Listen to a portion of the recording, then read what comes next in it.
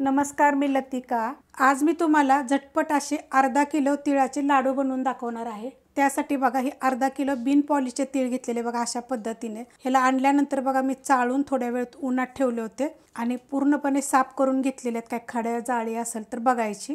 त्यासाठी हा बघा बिन केमिकल गूळ घेतलेला आहे अर्धा किलो तीळ असेल का नाही तर अर्धा किलोच आपल्याला गूळ घ्यायचा आहे। कढई बघा गरम करत ठेवली, त्याच्यामध्ये आता हे तीळ ओतून घेऊया। आणि आता तीळ किती भाजायचे, प्रत्येकाला प्रश्न असतो तीळ किती भाजायचे। तर आता ही बिन पॉलिश तीळ आहेत ना, एकसारखं मीडियम गॅसवर फक्त हलकसं भाजून घ्यायचे, जेणेकरून ह्याला तडतड आवाज आला पाहिजे। एकसारखं बघा मी हलवत आलेले आणि अशा पद्धतीत बघा असं तडतड आवाज आला पाहिजे चांगला।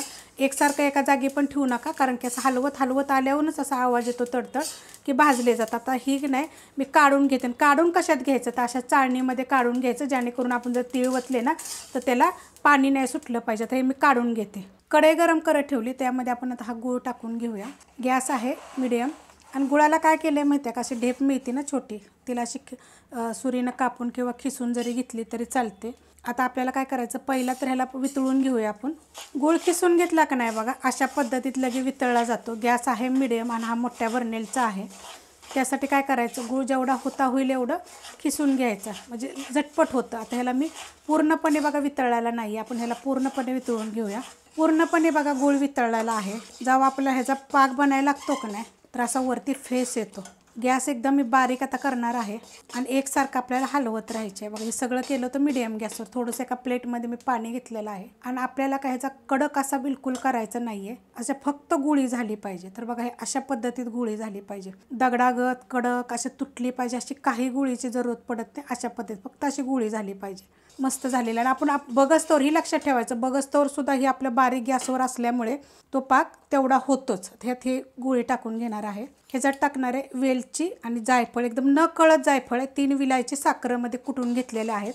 गॅस एकदम बारीक करणार आहे, बारीकच आहे। मी तुम्हाला सांगितलं होतं। आपण बघूया पाक झाला का। ह्यात टाकणार हे तीळ। आता हे बिन पॉलिश आहेत बघा, तुम्ही पॉलिशवाले जरी घेतले तरी पण चालतील, पण काय आहे माहिती आहे का, बिन पॉलिशवाले चांगले असतात खायला। मिक्स करूया पहिला आपण, हे पटपट करायचं, हे मिक्स बरं का, लय वेळ लावायचा नाही आहे। मिक्स करून घेतलं आहे बघा चांगलं।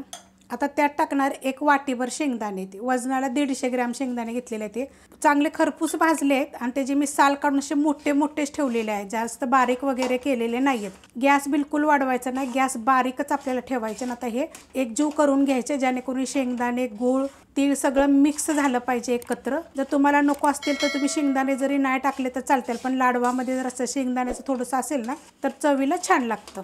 मिक्स केलं आहे बघा।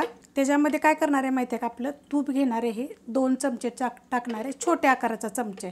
अजून काही घट्ट वगैरे झालेलं नाही आहे तवरच टाकायचं। आता तुम्ही म्हणाल की असं का तूप टाकलं, तर ह्यानं काय होतं माहिती आहे का, सॉफ्ट राहतात एकदम छान असे, आणि खायला पण आपल्याला खूप दिवस चांगले लागतात बी आणि चांगले राहतात पण। आता बघा अशा पद्धतीने मिक्स करायचे। अजून ह्याचा पाक आपला तसाच आहे। तूप बी टाकल्यानंतर बघा मिक्स करून घेतलेलं आहे, अशा पद्धतीत झालेलं आहे बघा, एवढं घट्ट झालेलं आहे एकदम। आणि चांगलं मिक्स करायचं, जेणेकरून आपण ह्याच्यामध्ये आता तूप टाकलेलं आहे त्यामुळे मिक्स चांगलं झालं पाहिजे। गॅस करणार आहे बंद आणि एका प्लेटमध्ये आता हे आपण काढून घेऊया। प्लेट घेतलेली आहे आणि प्लेटला काय केलेलं आहे, मी तूप लावून घेतलेलं आहे, तेल लावलं तरी चालतं। आता त्याच्यामध्ये आपण हे ओतून घेऊया। एका ताटामध्ये बघा मी काढून घेतलेलं आहे। आता काय करायचं माहिती आहे का, ह्याला थोडंसं थंड होऊन द्यायचं, कारण जास्त गरम असतं आणि हे तुम्हाला भाजल। थोडंसं हलकंसं थंड झालं की नाही की आपल्याला जसं बांधता येईल ना तसं लगेच बांधायला घ्यायचं। आणि ह्या गोष्टी काय माहिती आहे का, पटपट तुम्ही बांधू शकता। आता खूप तिळाच्या रेसिपी मी अपलोड केलेले आहेत, तिळाचे लाडू, तिळाचे चकली, तिळाच्या रेवड्या, तुम्हाला सांगते तिळाचे पापडी, सगळ्या रेसिपी आपल्या चॅनलवर अपलोड केलेल्या आहेत। तर काल खूप जणांनी अशी कमेंट केली होती की अर्धा किलोचं प्रमाण दाखवा, तर हे अर्धा किलो तीळ आणि अर्धा किलो गूळ आणि ह्याच्यामध्ये मी 100 ते 150 ग्रॅम शेंगदाणे भाजून टाकलेले। तुम्हाला आवडत असेल तर टाका, नाही टाकले तरी पण चालू शकते। थोडं थंड होऊन देऊया आपण। थंड झाले बघा, एकदम हलकं थंड झाले, जसं की तुम्हाला मी सांगते तुमच्या हाताला गरम नाही लागल अशी पद्धत बघायची आणि पटपट लाडू बांधून घ्यायचे, कारण जास्त वेळ ठेवायचे नाही आहेत। मी हाताला थोडंसं तेल फक्त पुसलेलं आहे, तेलाच्या जागी पाणी जरी लावलं तरी पण चालू शकते। आता जर हे आपल्याला तिळगुळ वाटायसाठी जर पाहिजे असले की नाही तर छोटे छोटे आकाराचे बनवायचे आणि घरात जर खायला तुम्हाला जर पाहिजे असेल तर थोडेसे मोठे असे बांधायचे। तर एकदम मी छोटा पकडलेला आहे, तुम्हाला दिसत असेल। तर हा हातावर सुद्धा आपल्याला पकडायचा म्हटलं तर हा एकदम छोटा आहे, अशा आकारामध्ये बनवून घ्यायचे गोल गोल असे। हे बघा अशा पद्धतीत.